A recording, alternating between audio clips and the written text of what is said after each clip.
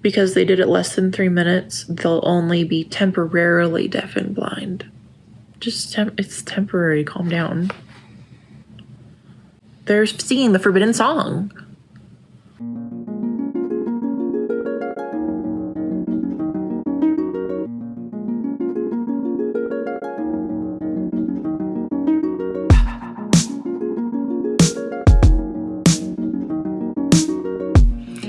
Hello, welcome back. We have a selection of short stories today. The first 3 from this book. This book is called The Oxford Book of Science Fiction Stories. It was edited by Tom Shippey.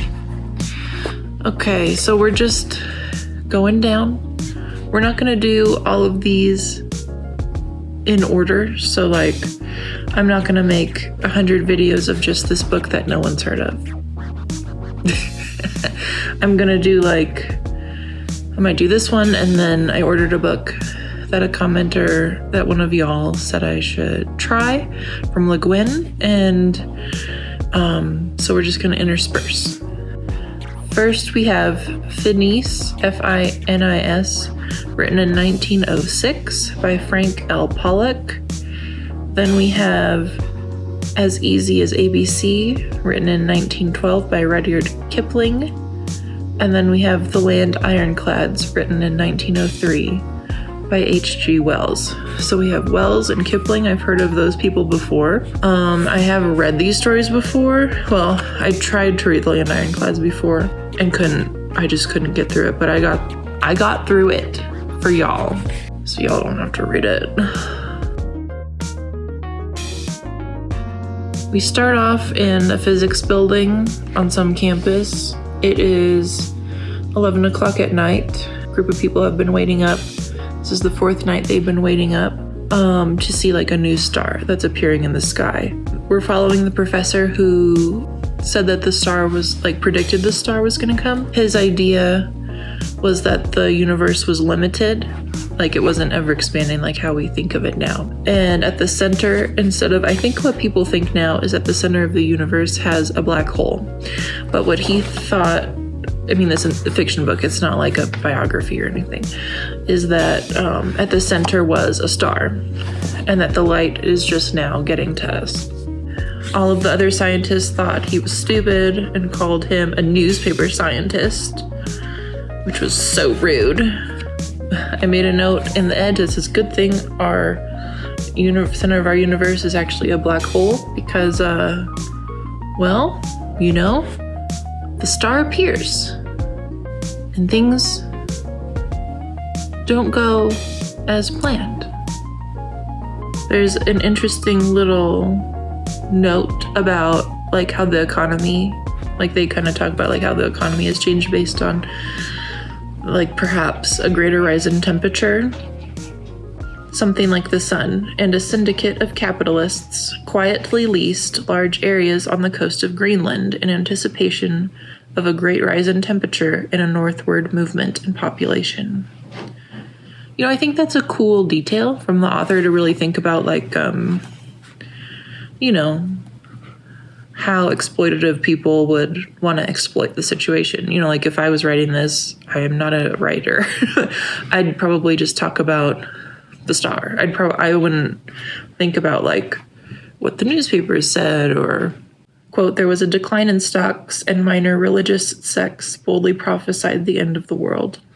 So the people waiting with the professor are it's not happening today. Let's just go home.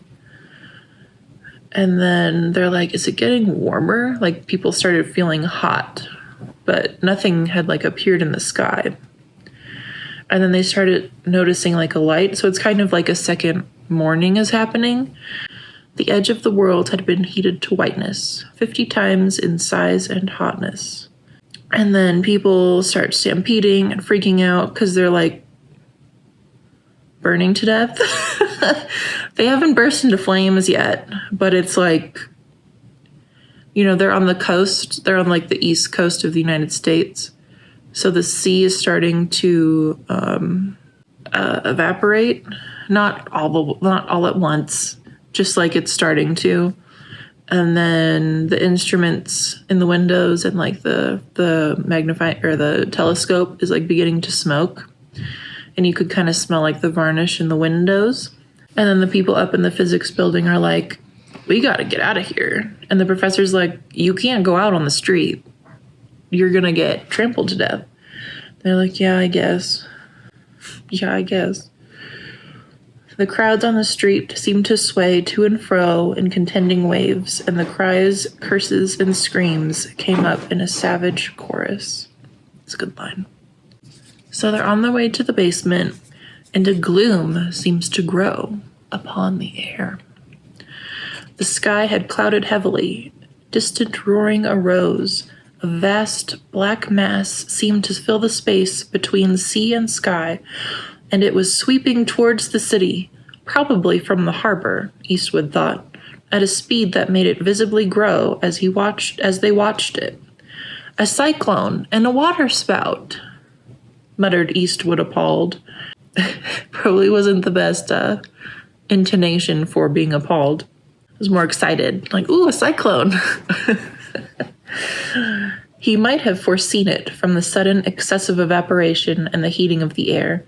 The giant black pillar drove towards them, swaying and reeling, and a gale came with it, and a wall of impenetrable mist behind.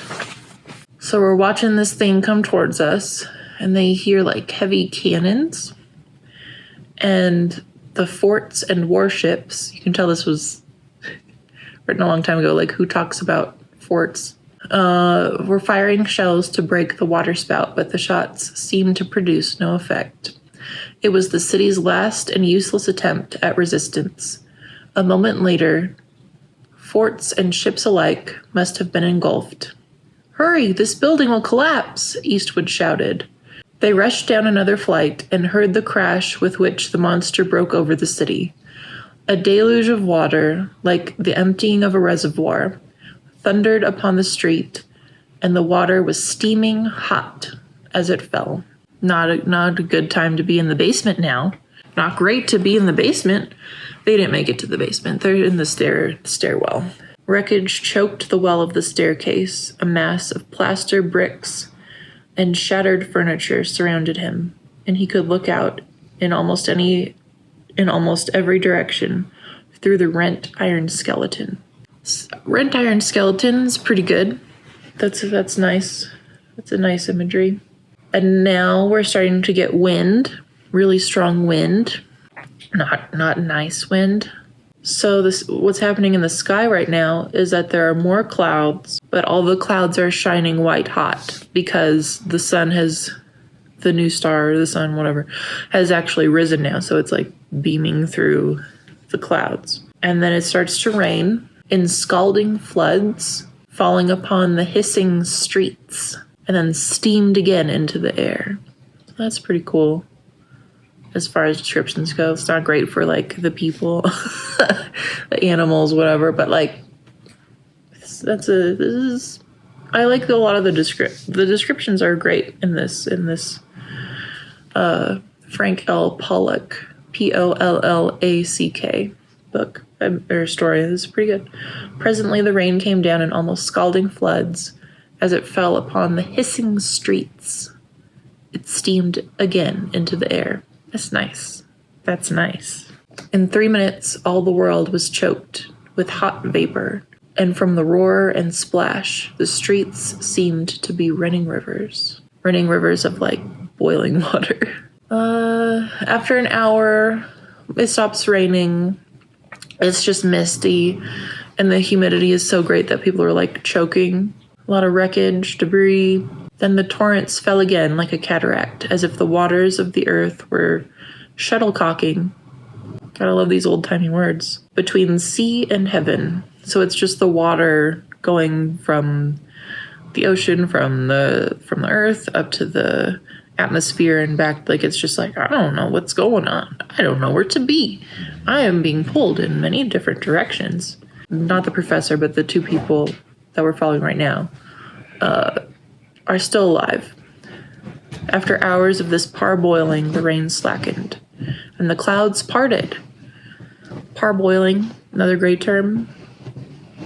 That's really good. Eastwood caught a glimpse of a familiar form halfway up the heavens. It was the sun, the old sun, blessed little sun, looking small and watery. Oh, little sun.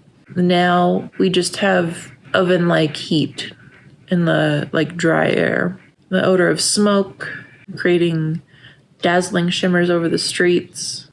But they are kind of stuck, they're inside of this building. It's stuck in the stairwell, right? They see mirages. Yeah. And one of the characters tries to remember what degree of heat causes death, like spontaneous death. He's kind of let's just do that. They're just kind of waiting to die. They think they're about to die. The skin felt as if peeling from his whole body. But when night did come, it brought life-giving coolness. The kindly darkness, that's cute, seemed to set a limit to the cataclysmic disorders of the day. This is heavenly. So people are excited about nighttime because there's no natural events occurring and it feels cool, even though it's probably still 100 degrees. And Alice says this won't last long. It's all gonna start happening again in a few hours. Think of it, she went on dreamily. For 1,000 years, this wave of fire has been rushing towards us, while life has been going on so happily in the world, so unconscious that the world was doomed all the time. And now, this is the end of life. Then she's like, this is the most of the time moment of this book. Or of this story. This story written in 1906. This is, you could... you could see this in a movie happening. Kiss me, she whispered suddenly, throwing her arms about his neck. He could feel her trembling. Say you love me. Hold me in your arms. There is only an hour. Pathetic.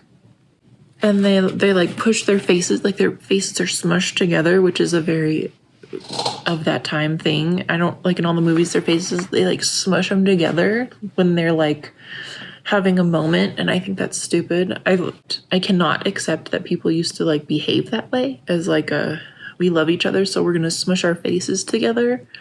I don't get that. How is that? What is that? I want to feel your cheekbone and jawbone digging into me. Is that sexy? I don't think so. Dig in. And then they die. There, in the crimson and orange, flamed the last dawn that human eyes would ever see. So this is a very existential book. Existential dread, what was the point? They say earlier, the sun was coming towards us, so why it's kind of implied, so what was the point of our species? What was the point of life when the celestial orbs control everything? Why even have life if you're just gonna obliterate it? What's the point? Touche, fair. What is the point? I don't know. What's the point? Comment down below. I suppose the only thing you can think of as a point is that there's an afterlife. That's the only point I can see, because it doesn't matter. You're gonna get obliterated by the sun.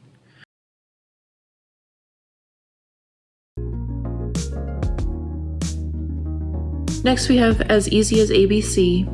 by Rudyard Kipling. And I've heard of this author, so I have kind of expectations for it, I guess. It'll be good. I wanted this to be good.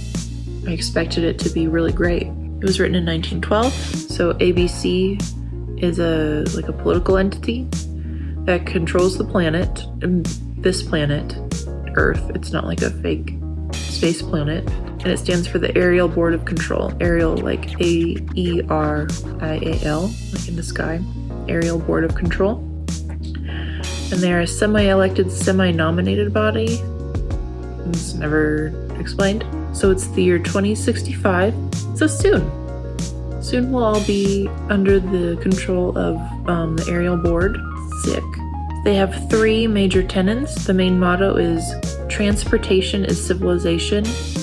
So the economy, I guess. like commerce. Commerce is a big deal. Everyone's afraid of crowds. Like it's like a demonic thing to have crowds. Like it's morally immoral. The last thing is they're obsessed with the invasion of privacy. So like the populations are spread out. People don't really live in cities at all. Everyone's like rural and there's like acres between everyone. And it's never explained why transportation is civilization, why crowds are evil, and why privacy is so important. Like we don't get flashback, we don't get exposition, we don't get anything, and just give, I'm just looking, just give me something. You have all these words and you give me no words to understand your words. There are no words in here to understand the words. You're just throwing stuff out and saying it's critical, it's important, it's everything. And you don't bring me along with you. So the board is in London, it's morning time, and the District of Northern Illinois says that it's gonna cut itself out of all the systems and remain disconnected until the board should take over and administer it directly. We have crowds developing. An invasion of privacy is occurring. I mean, it's hard times. It's really hard times. So we've got delegates from Russia, Japan, Italy, blah, blah. They need to step in so that the resumption of traffic, meaning transportation, like commerce, and all that implies. The author puts all that implies in italics, like, you know, so it's got like like there's implications that are never. It's never.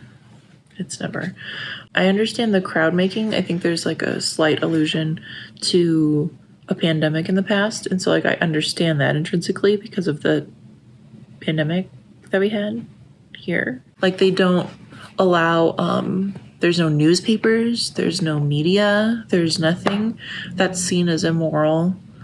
And I can follow that maybe. I can maybe follow that, like, you know, how things are now. And then we continue to a point. But I can't understand that, like, all media. Just help me. Okay. So they get in their, like Heidenberg, like floating, flying vessel, and they have like a fleet above them in the sky, but we never see them. They're like higher in the clouds, like in the atmosphere, other floating ships with them, but they're not like planes. They're like floating, like they float, which is nice. There had been no printed news sheets in Illinois for 27 years. Chicago argued that engines for printed news sooner or later developed into engines for invasion of privacy, which in turn might bring the old terror of crowds and blackmail back to the planet. They use like what we would term now as a racist term. Back then, I think it was a descriptive term. It was unnecessary then, and it's unnecessary now. They're talking about a sculpture of like someone who was a slave in flames. It's not the N-I word, it's the N-E word. Don't care for it, don't need it. And there's in the crowd that gathers around there are the people who do choose to still live in like the high-ish rises in the city. I think it's like 3 stories is like the max height of like a building. And they're all seen as like degenerates.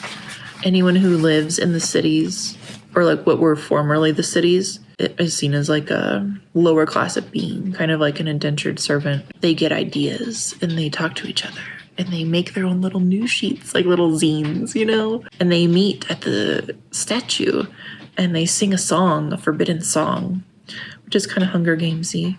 They sing a song, and everyone's scared of this song. It's an illegal song. The planet has taken all precautions against crowds for the past 100 years.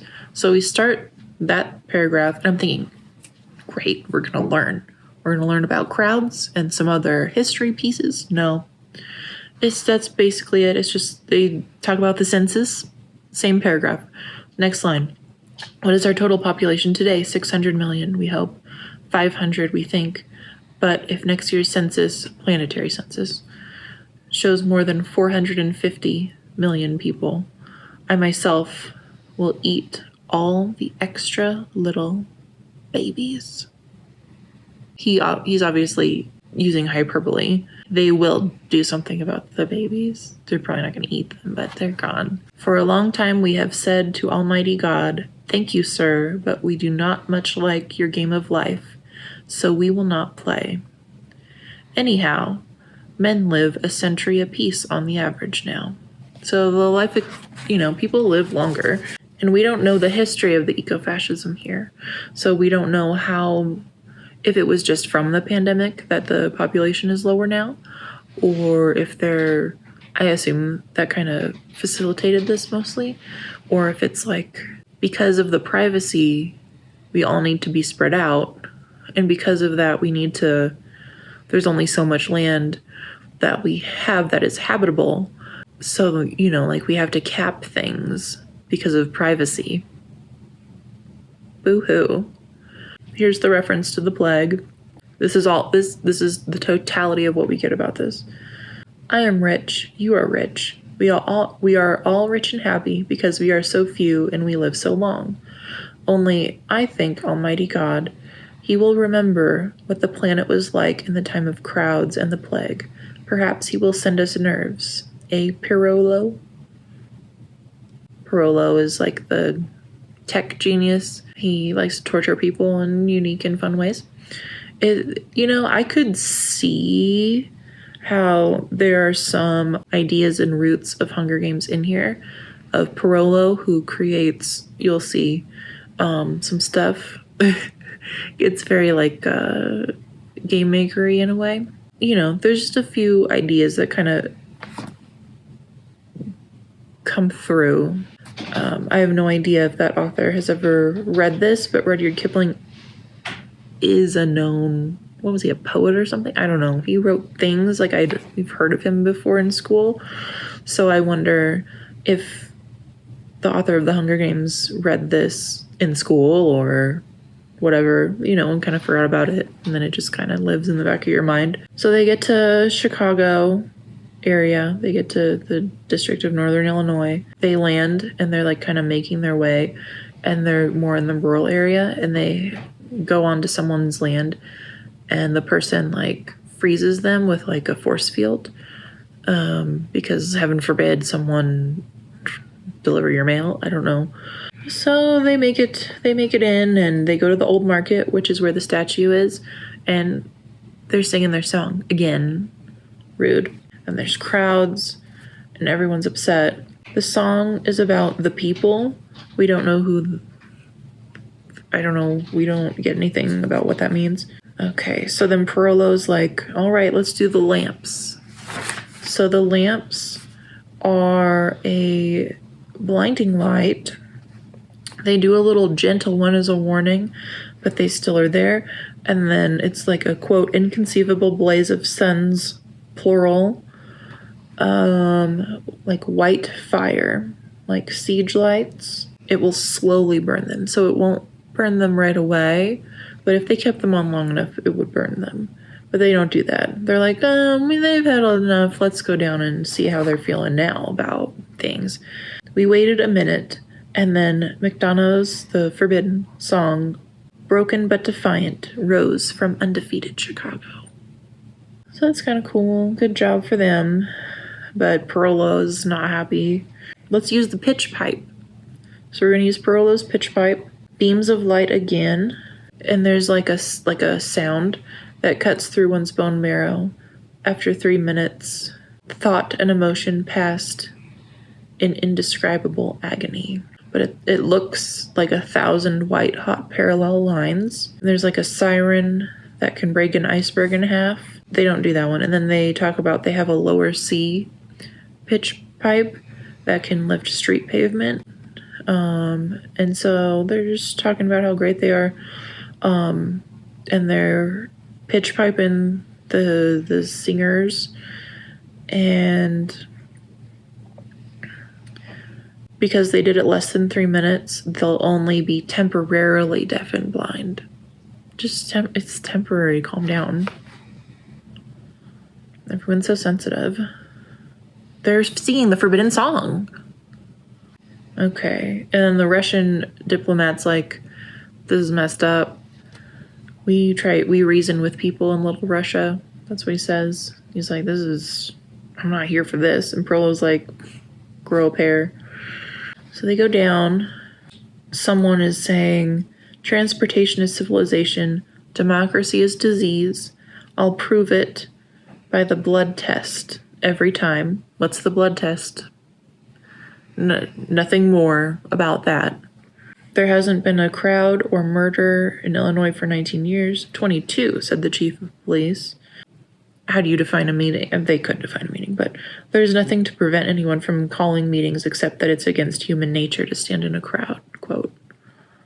And it's being, quote, bad for the health, which is understandable with the plague, like bad for health. Our folk own themselves. So it's kind of like a anarchistic idea that the authors have in, like, is this what Rudyard Kipling thinks that an anarchist society would be like? Because it wouldn't.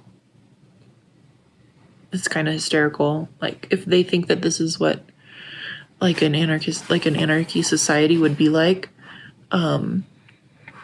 it's laughable. It's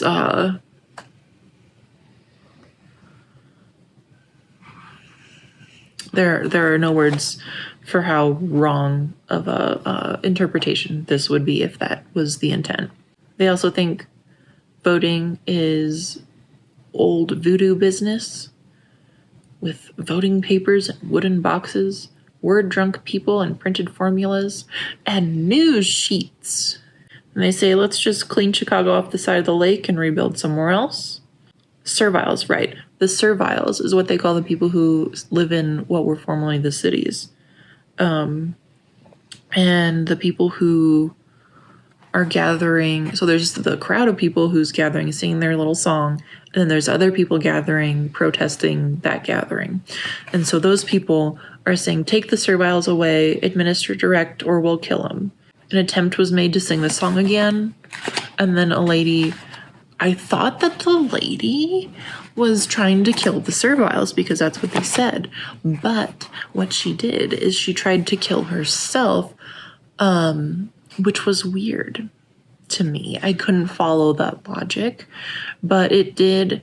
The A.B.C. board take that seriously and like stopped everything and kind of shut everything down because she did that. But it was weird that like she tried to kill herself, but not the serviles, but she's there counter protesting. I couldn't follow that logic. I didn't understand. I have written in the side, hard to follow. Then they're talking about the statue a little bit, and someone says, I don't think anyone here wants to see the statue on an empty stomach. So your guess is as good as mine. Another R word, R meaning racist, what we term now as racist. I'm not sure of how the usage felt to people back in 1912. Comment below if you know. It's the negro word, not the other one. Everyone's shocked by this woman who attempted to kill herself. Another note in the side, didn't do enough backstory to make the counterintuitive seem natural. So like, obviously as the reader, we think we don't understand like this commerce, the transportation thing. I mean, I can make the argument, I suppose, but it's just kind of obnoxious.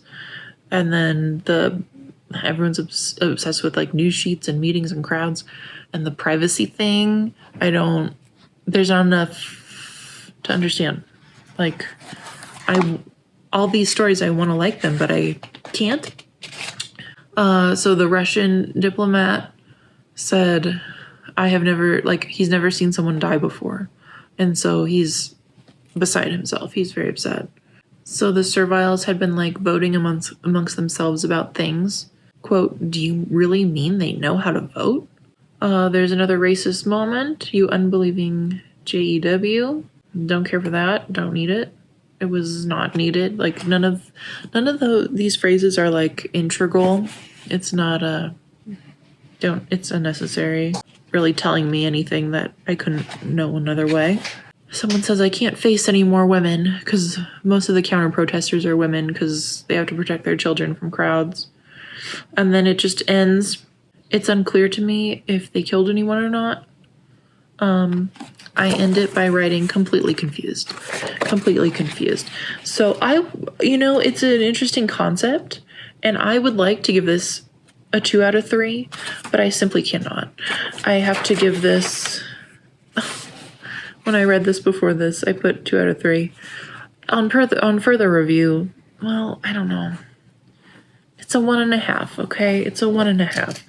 It's a 1.5 out of 3. And, he could have done, the author could have done better. It could have been a lot better. You're supposed to be this writer guy. You're supposed to write and tell stories or poems. I don't know what you do. But just be better at your profession. Just be better. So our final one is The Ironclads by H.G. Wells, and I'll make this fast because it was a 1 out of 3 and I didn't care for it. So it's war, it is trench warfare, it is extremely long. Another R term, which was unnecessary, R meaning racist. I write in the margin, if civilization cannot produce good soldiers and tools of war, it has failed. So that's what they're saying in this book. That's what the characters are saying. I'm not saying that the author is necessarily saying that. So, civilization has science.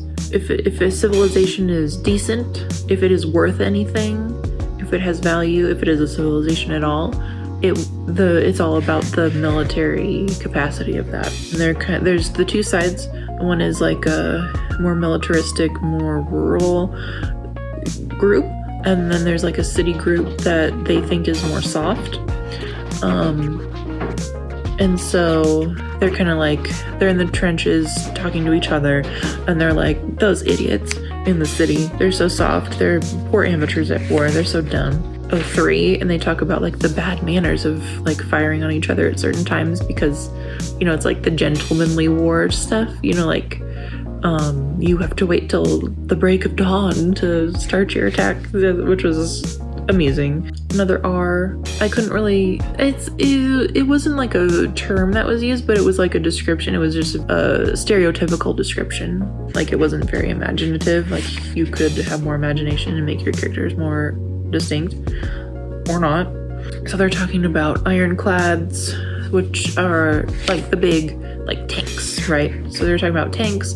So it's the first time there's doing tanks in the trench warfare, and so I think perhaps that's why this was written, because it's this introduction of this new technology to war, and what was that like for people to engage with for the first time, and that's the only point to this book I can find.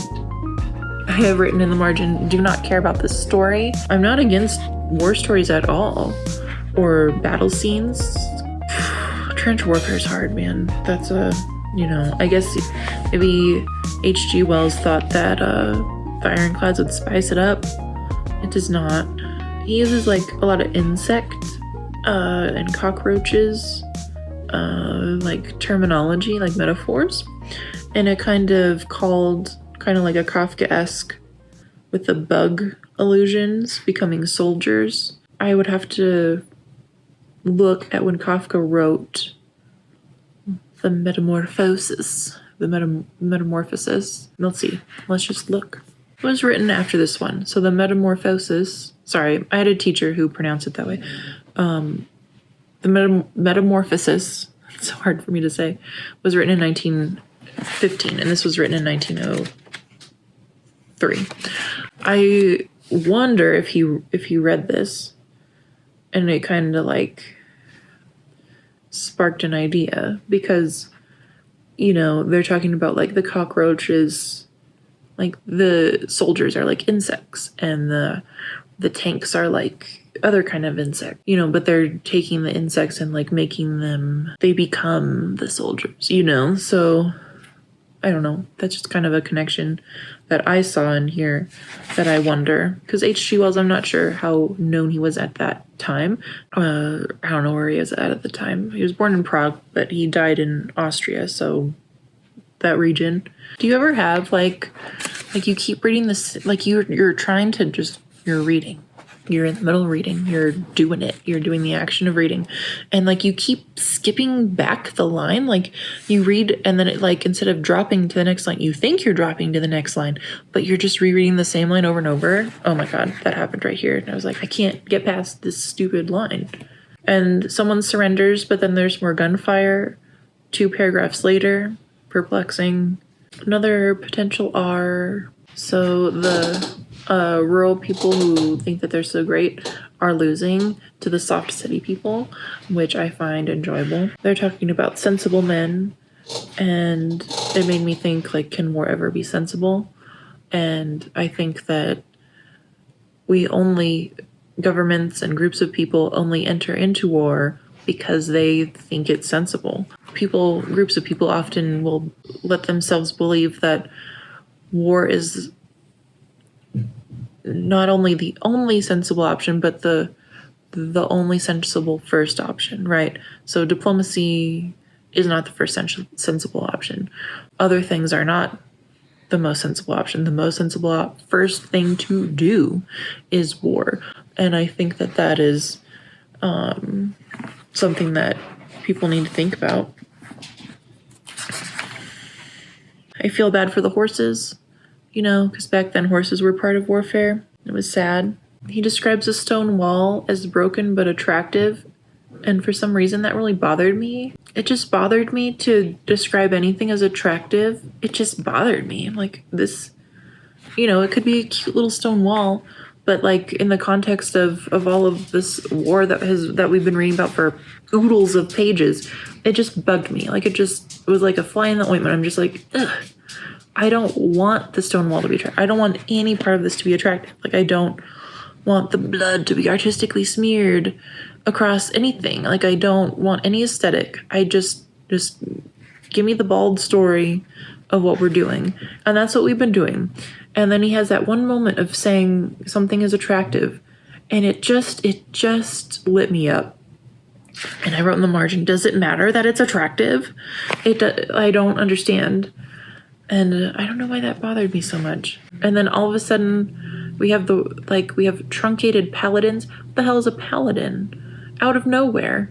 I circled it and put a little question mark. What? Who? So basically at the end, mankind versus ironmongery.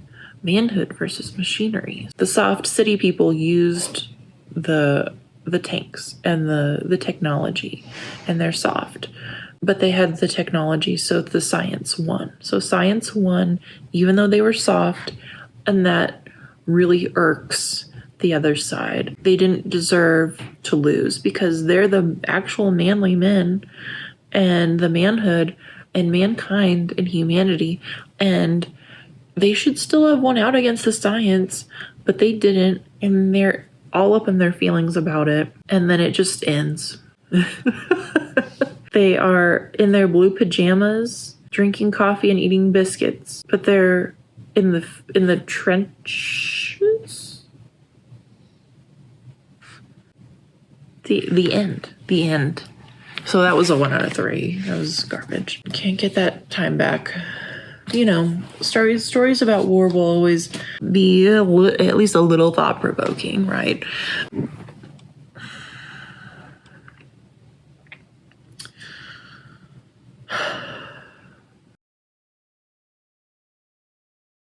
So that's what we got. We got our first 3 stories.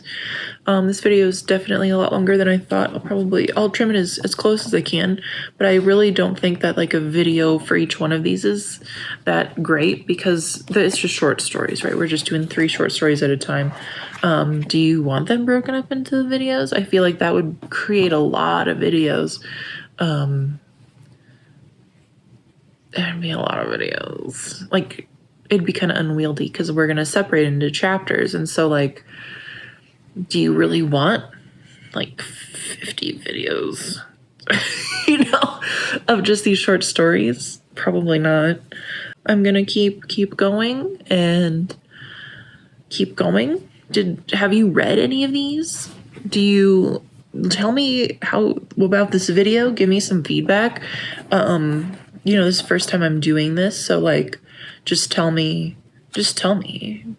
We have a lot to go, and there's some really great ones. There's one, oh man, it's so good, and it's been ripped off so much without crediting the obvious source material, and it's beyond.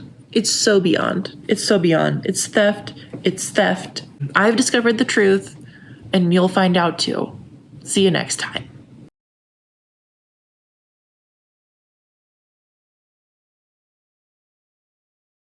And the streets grew almost as light as by day. Good heavens, that must be the star after all. And people were like, no, it's only the moon. But like, the moon doesn't make us feel hot, idiot. And then there's like a brilliant white disk that went across the horizon. It resembled the full moon, but as if trebled in luster. Trebled in luster. I am not reading that wrong. Trebled, like the musical, like treble, in luster. So like shiny. Trebled. I've never trebled. Treble clef is just the uppermost bar. It's not like whatever. It's lustring.